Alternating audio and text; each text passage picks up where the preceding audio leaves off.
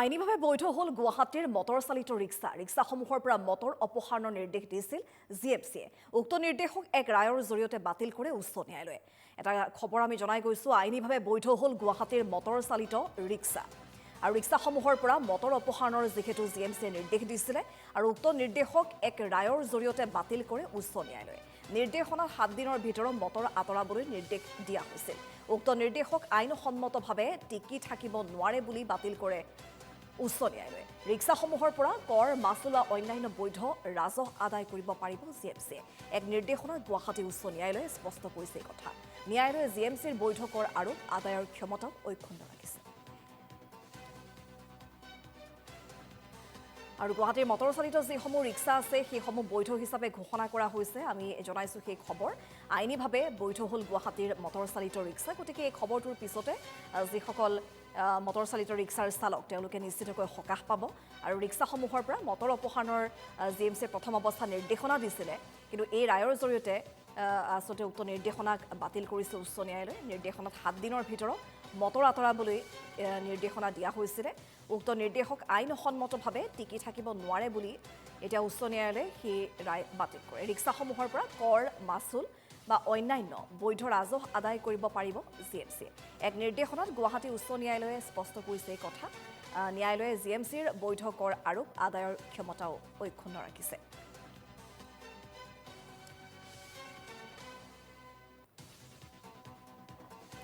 আৰু এই সন্দৰ্ভতে সবিশেষ জানিবলৈ পোনপটীয়াকৈ আমি লাইভত যাবলৈ বিচাৰিছোঁ। কংকন ডেকা আছে। কংকন ডেকা, মটৰ চালিত ৰিক্সা চালকসকলৰ মাজৰ এই বিষয়টোক লৈ আচলতে দীৰ্ঘ সময়ৰ পৰা চিন্তাৰ সৃষ্টি হৈ আহিছিলে।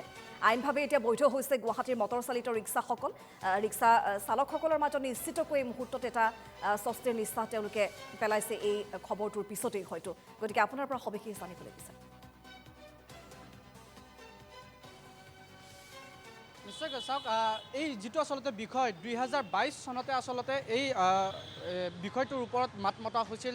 বিভিন্ন লোকে অভিযোগ দিছিল যে এই বেটাৰী চালিত যিসমূহ আচলতে ৰিক্সা আছে, মটৰেদি যিসমূহ ৰিক্সা চলোৱা হয়, এই ৰিক্সাসমূহ অবৈধ। তেখেতসকলে ভৰিৰে চলাব লাগিব, এই মটৰ ব্যৱহাৰ কৰি চলাব নোৱাৰিব। যাৰ পৰিপ্ৰেক্ষিতত 2022 চনত এই সম্পৰ্কে আদালতত এটা গোচৰ চলি আছিল।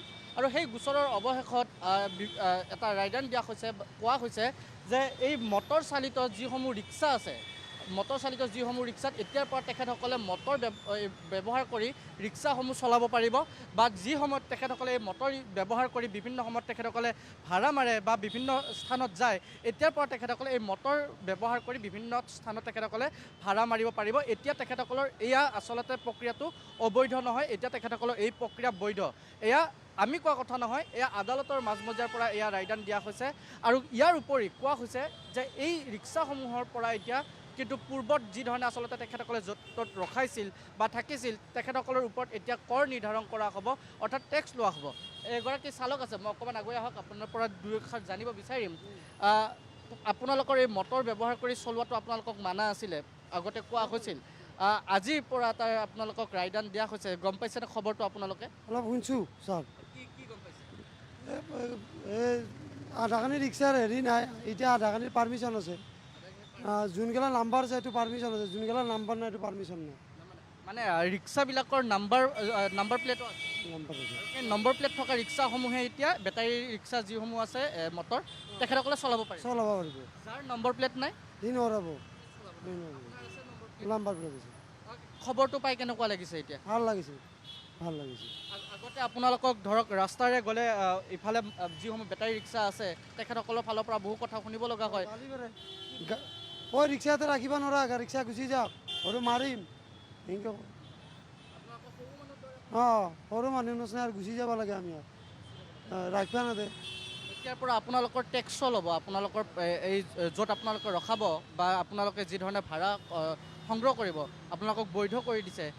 সকলোবোৰ নিয়ম অনুসাৰে এতিয়া আপোনালোকে ৰাজপথত যিসমূহ বাইলেন থাকে, সেই বাইলেনসমূহৰ ভিতৰত আপোনালোকে ধুনীয়াকৈ ভাড়া মাৰিব পাৰিব। আপোনালোকক বৈধ বুলি কোৱা হৈছে। নিশ্চয়কৈ মনত আনন্দ। অঁ, ভাল লাগে, ভাল লাগিছে আৰু শুনি। নিশ্চয়কৈ এই ধৰণৰ যিসমূহ ৰিক্সা চালক আছে, এই ৰিক্সা চালকসকলৰ বাবে এতিয়া এই বাতৰিটো আচলতে তেখেতসকলৰ বাবে সুখৰ খবৰ। কাৰণ এই মটৰ চালিত যিসমূহ ৰিক্সা আছিল এই ৰিক্সাসকলৰ যিসমূহ আচলতে তেখেতসকলে বিভিন্ন ঠাইত ভাড়া মাৰিব গৈছিল তাত তেখেতসকলে বিভিন্ন গালি গালাজৰ কথা শুনিব লগা হৈছিল যাৰ পৰিপ্ৰেক্ষিতত বিভিন্ন সময়ত এই অভিযোগৰ বাবে এই ৰিক্সাসমূহ বন্ধও কৰি দিয়া হৈছিল 7 মালিকসমূহৰ সৈতে কথা পাতি 7 দিনৰ ভিতৰত এই মটৰসমূহ খুলিবলৈও নিৰ্দেশ দিয়া হৈছিল কিন্তু সেই সম্পৰ্কে আদালতত গোচৰ চলি আছিল আৰু অৱশেষত আজিৰ দিনটোত সেই গোচৰৰ যি ৰায়দান সেই ৰায়দান দিয়া হৈছে এতিয়াৰ পৰা সম্পূৰ্ণভাৱে বৈধভাৱে এই ৰিক্সাসমূহ তেখেতসকলে চলাব পাৰিব মই আনফালে যাম আৰু কেইগৰাকীমান ৰিক্সা চালক আছে আমি তেখেতসকলৰ সৈতে কথা পাতিব বিচাৰিম এই সম্পৰ্কে তেখেতসকলৰ আচলতে কেনেকুৱা ধৰণৰ অনুভৱ বা তেখেতসকলৰ কেনেকুৱা লাগিছে যিহেতু এটা সুন্দৰ ৰায়দান দিয়া হৈছে আৰু বিভিন্ন সময়ত এই কথাটো তেখেতসকলক অভিযোগ দিয়া হৈছে মই দাদা আপুনি অকণমান ৰখি দিব আপোনাৰ সৈতে কথা পাতিম আপুনি অকণমান ৰৈ দিব দাদা মই এটা কথা অকণমান জানি ল'ব বিচাৰিছোঁ আপুনি ব্যস্ত আছে ভাড়ালৈ গৈ আছে আপুনি আজিৰ পৰা আপোনালোকৰ এটা নিয়ম লাগু হৈছে বৈধ কৰি দিয়া হৈছে বেটাৰী যিসমূহ মটৰ চালিত যিসমূহ ৰিক্সা আছে এতিয়াৰ পৰা মটৰ চালিত ৰিক্সাসমূহ আপোনালোকে চলাব পাৰিব এয়া বৈধ বুলি কোৱা হৈছে আপোনালোকক আদালতৰ ফালৰ পৰা এই ঘোষণা কৰা হৈছে আগত বন্ধ কৰি দিয়া হৈছিল এতিয়াৰ পৰা আপোনালোকে চলাব পাৰিব খবৰটো পাই কেনেকুৱা লাগিছে খবৰটো এতিয়া পাইছে আৰু কেনেকুৱা লাগিছে এতিয়া ভাল লাগিছে তাৰমানে আগতেতো নিদিয়া নাছিলে এতিয়া ভাল লাগিছে আৰু এতিয়া ভাল লাগিছে আগতে এই ধৰণে চলাব গ'লে বিভিন্ন কথা শুনিব লগা হৈছিল এতিয়া পৰা ভাল লাগিছে কি ক'ব আদালতৰ এই যিটো ৰায়দান আদালতক মাজমজিয়াত যি ৰায়দান দিয়া হ'ল মটৰ চালিত ৰিক্সাসমূহ এতিয়াৰ পৰা বৈধভাৱে আপোনালোকে ভাড়া মাৰিব পাৰিব কেনেকুৱা লাগিছে এতিয়া মনটো ভাল লাগিছে দুখীয়া মানুহৰ কাৰণে ভাল লাগিছে আৰু সেইটো বিভিন্ন পাৰিব আৰু নিশ্চয় পাৰিব ন ভাড়া এগৰাকী যাত্ৰী আছে আমি খুৰাৰ পৰাই জানিব বিচাৰিছোঁ কি ক'ব আপুনি এই নিয়মটো বৈধ কৰি দিয়া হৈছে আৰু সকলোৱে ভাড়া মাৰিব পাৰিব এতিয়া দুখীয়া মানুহৰ কাৰণে ভাল হৈছে এইটো যেতিয়া নেকি এইটো বৈধ কৰি দিছে নহ'লে ইহঁতে ফাইন ভৰিবলগীয়া হয় সেইকাৰণে জনসাধাৰণৰ কাৰণে ভাল হৈছে এটা ৱেলফেয়াৰ ষ্টেপ সকলোৰে বাবে যিহেতু চিন্তা চৰ্চা কৰা হৈছিল ৰিক্সা চালকসকলৰ বাবেও এই কথাটো চিন্তা চৰ্চা কৰি যিটো ৰায়দান দিয়া হৈছে খুবেই গুৰুত্বপূৰ্ণ ৰায়দান বহুত ভাল ৰায়দান দিছে কোৰ্টে তাৰ কাৰণে আমি চবেই জনসাধাৰণ আৰু ৰাইজৰ ফালৰ পৰা কোৰ্টক আমি সন্মান জনাওঁ একদম যদি একেবাৰে ক'ব যাওঁ শেষটো কথা আপোনাক আৰম্ভ কিন্তু এই ভাড়া মাৰা বা ক'ৰবাত মানুহ এজনক লৈ যোৱা আৰম্ভণি কিন্তু একদম প্ৰথম বাহনখন যাত্ৰী নিয়া কৰোৱা এই ৰিক্সাই কিন্তু আজিকালি ইলেক্ট্ৰিক আহিছে বহু বস্তু বাহন আহি গৈছে কিন্তু একদম আৰম্ভণি এয়া ৰিক্সাই আৰু সেই ৰিক্সাক এটা সন্মানো দিয়া হৈছে বুলি ক'ব লাগিব এইটোতো গোটেইখিনি চব ৰিক্সাৱালাইটোতো ইলেক্ট্ৰিকটো চলাব নোৱাৰে কাৰণ পইচাৰ পাতি কথা আছে এইকাৰণে এইটো মানে বেটেৰী ৰিক্সাটো বেছি কম দামত মানুহে এইখিনি এফৰ্ড কৰিব পাৰে এইকাৰণে গভৰ্ণমেণ্টৰ ফালৰ পৰা বা কোৰ্টৰ ফালৰ পৰা এইটো ভাল ষ্টেপ হৈছে ধন্যবাদ জনাইছোঁ আৰু এয়া আচলতে এক সুখৰ মুহূৰ্ত আৰু এই ধৰণে প্ৰত্যেকগৰাকী ৰিক্সা চালকৰ আচলতে মুখত হাঁহি বিৰিঙিছে কাৰণ এতিয়াৰ পৰা তেখেতসকলে যিকোনো ঠাইত যেতিয়াই ভাড়া মাৰিব যাব তেখেতসকলক আচলতে মাহিয়ে দৃষ্টিৰে চোৱা নহ'ব কাৰণ তেখেতসকল বৈধ আৰু এই ধৰণৰ যিসমূহ মটৰ চালিত যিসমূহ ৰিক্সা আছে এই মটৰেৰে তেখেতসকলে বিভিন্ন ঠাইত ভাড়া মাৰিব পাৰিব কোনো তেখেতসকলক এতিয়া বাধা দিব নোৱাৰে কেৱল তেখেতসকলৰ ওপৰত যি নিয়ম কানুন আছে সেই নিয়ম কানুনসমূহ তেখেতসকলে আইন উলংঘা নকৰাকৈ সম্পূৰ্ণ নিয়মেৰে তেখেতসকলে এই বাহনসমূহ বা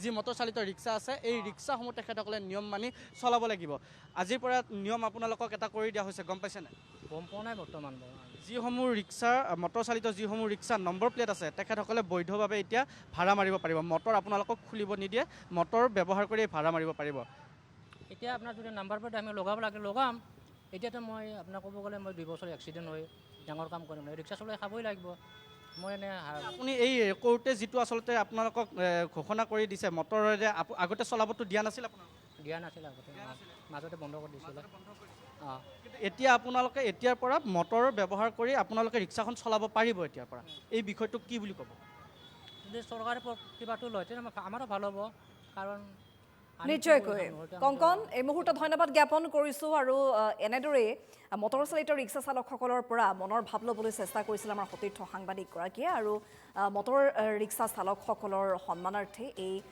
যি আচলতে আজি ৰায়দান প্ৰদান কৰা হৈছে সেই ৰায়দানৰ পিছতে নিশ্চিতকৈ এতিয়া প্ৰত্যেকগৰাকী মটৰ চালিত ৰিক্সা চালকৰ মুখত এতিয়া হাঁহি বিৰিঙিছে